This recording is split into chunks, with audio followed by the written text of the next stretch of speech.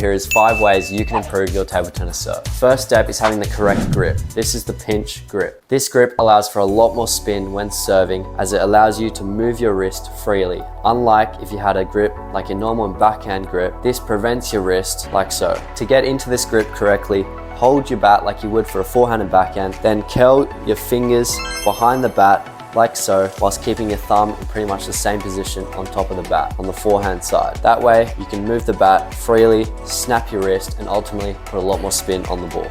Make sure you grip the bat firmly between your thumb and pointer finger. That will enable you to be able to actually whip the bat like you're flicking it under the ball, on the side of the ball. Doesn't matter, whatever spin you're putting on, make sure you're gripping predominantly in the pointer finger and the thumb. The rest of your fingers can just rest behind in support. Step 2 is flicking your wrist. This step is crucial to improve your table tennis serve, as it allows you to put the most spin on the ball. A massive mistake beginner players make is trying to spin the ball using their whole arm. This is very inefficient, as you can just use your wrist and get a lot more power, and a lot more speed, and a lot more spin. Moving with your whole arm is also slower. It doesn't put the most spin. Flicking your wrist on the other hand is a lot quicker and a lot faster. Hit the ball at maximum speed and ultimately get the most spin. To flick your wrist, you want to have the pinch grip like stated in step 1, and just snap your wrist like so, as quick and as fast as possible under the ball. Put on spin, you want to brush the ball and flick your wrist. Flicking your wrist also allows for you to do small movements that are concealed and hard for the opponent to see.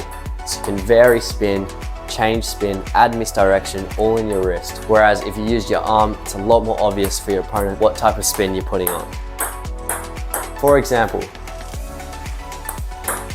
very easy to see that I'm putting side spin on the ball because I'm using my whole arm. It's a lot more obvious for your opponent to see what spin you're putting on. If I just use my wrist and flick my wrist, put on side spin, it's a lot less obvious. You want to extend your wrist as far as possible that way and snap as quickly as you can. And to put on spin, you want to brush the ball. Brushing the ball and flicking your wrist makes the perfect combination to put the most spin on your serve. Depending on the spin, you want to brush underneath the ball, on the side of the ball, on top of the ball, but you don't want to hit the ball hard, just want to brush slightly.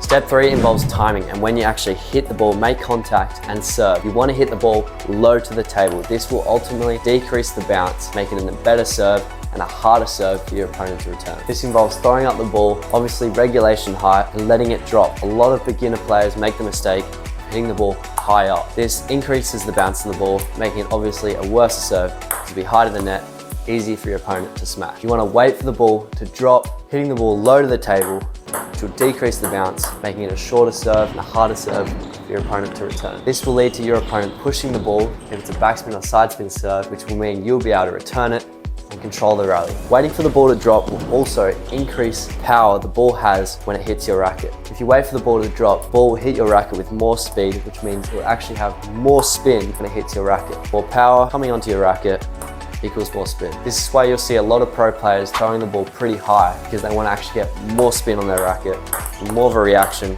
when the ball hits the rubber. Try and wait for the ball to at least drop around 10 to 15 centimeters off the table. You can practice this by throwing it up, catching, and understanding the right time to hit the ball.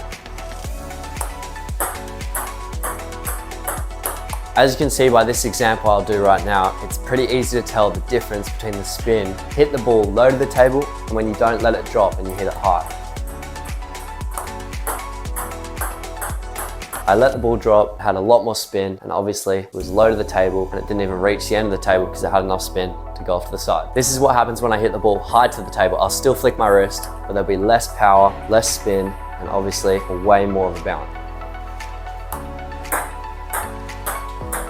Still went off the side of the table, but your opponent will be able to smash that quite easily. All right, step 4 involves misdirection. This is a great step to improve your serve, and you can add a lot of depth, a lot of tricky stuff to confuse your opponent and ultimately win the rally. Misdirection can occur in multiple ways during your serve. Basically, it happens after you've actually hit the ball to make your serve, and you swing in the opposite direction to confuse your opponent. You want your opponent to think that you put on a different spin than you actually have, makes your serve a lot more trickier. This can happen in a multitude of ways. Often, it happens in the sidespin serve, as you can flick your wrist easily in the opposite direction. It can happen in this serve as well, where you put topspin on the ball, but it looks like you put on backspin after you cut underneath. They push the ball because it looks like it's backspin. The ball goes flying because you actually put on topspin. So misdirection can occur in a lot of different ways, and it's a great way to make your serve even more trickier. Here's a few examples of misdirection. The first is in a sidespin serve. Throw the ball up, come down. After making contact with the ball low to the table, flick your wrist in the opposite direction. Practice this, you can just hit the ball like this and then flick your wrist in the opposite direction immediately afterwards. Basically, your opponent is going to think you've either done a reverse pendulum serve or the pendulum serve. They won't know which one because the movement is so quick and sudden, and you have an even higher chance of winning the point just off the serve. Another example is doing this serve, which is a tomahawk variant. Topspin on the ball and then cutting underneath as your misdirection. This works very well as you can barely see the topspin movement because it's just touching the ball. You're barely even going up to make the topspin, just touching the ball, which automatically creates the topspin. Make contact, cut underneath. A lot of people call this the snake serve.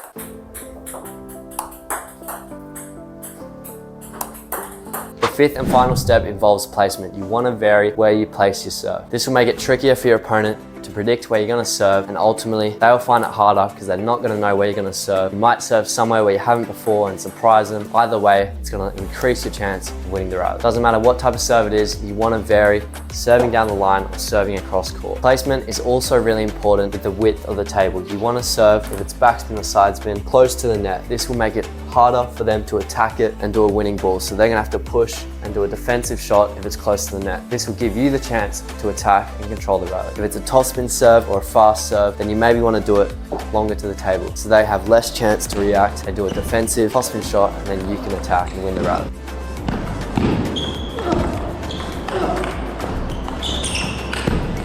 If it's a quick surprise topspin ball, then maybe go down the line or go across the court. So you want to keep placement in mind to surprise your opponent, or if you want to control the rally. Serve in the third closest to the net, make them push it back, then you can attack. Key thing to remember with placement is when you serve down the line, your opponent is more often than not going to return diagonally. This is a good thing to keep in mind because if you serve down the line, they'll push and you'll be able to attack on your forehand. This is something I keep in mind when I'm playing games. I'm going to add sidespin, backspin down the line.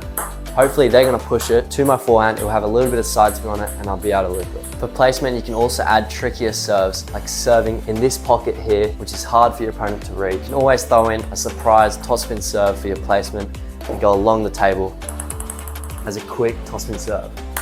All right guys, thank you so much for watching the video. If you want to watch a snake tutorial on the snake shot, then click right here. If not, I hope you enjoyed. Please subscribe for more videos like this. I'll see you in the next one.